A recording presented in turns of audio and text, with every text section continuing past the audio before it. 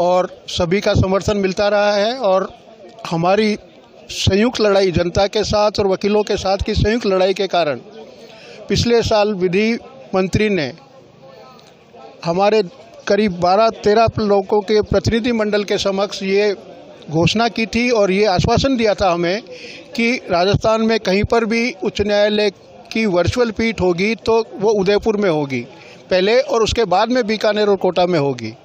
और अभी उन्होंने चुनाव के समय में केवल बीकानेर की घोषणा करवा करके हमारे साथ में वादाखिलाफी की है, विश्वासघात किया है चुनाव के समय। क्योंकि हम उनसे अर्जुन लाल जी मेघवाल के रूप में मिलने नहीं गए थे, वो हमारे मित्र नहीं है, हमारे दोस्त नहीं थे, वो हम एमपी भी नहीं थे, एमपी के से भी मिलने नहीं गए। वो बीकानेर के एमपी है, बीकानेर का बात रखेंगे, बहुत बढ़िया बात है उनकी। हम उनको भारत सरकार के विधि मंत्री के रूप में मिलने गए थे और भारत सरकार का विधि मंत्री बोल रहा मतलब भारत सरकार बोल रही है। और भारत सरकार बोल करके बदल जाए या एक चीज़ को छुपा ले, उसको क्या कहोगे? बेईमानी नहीं है, ये बेईमानी है।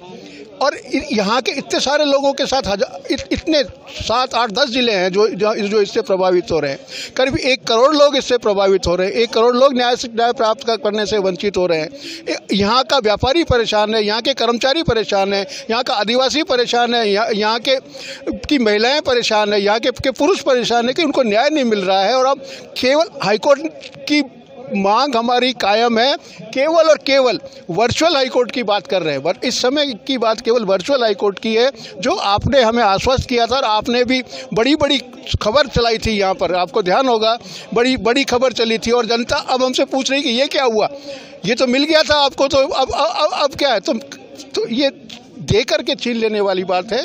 उसके लिए हम आंदोलन कर रहे हैं।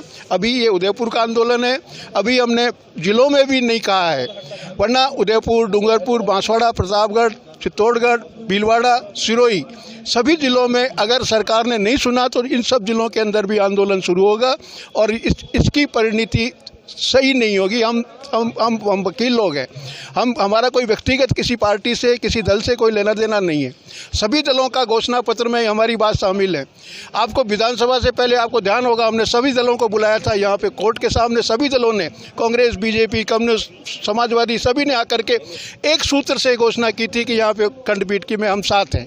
अभी भी हम कहते हैं कि हमारा किसी पॉलिटिकल पार्टी का नहीं है, पर हम एज अधिवक्ता, जागरूक नागरिक होने के नाते यहाँ के लोगों की न्याय की लड़ाई लड़ रहे हैं। इस न्याय की लड़ाई में आप सब लोगों का सहयोग, भरपूर सहयोग चाहिए। जितना सहयोग आप कर पाएंगे उतना न्याय प्राप्ति में हम सफल होंगे। धन्यवाद।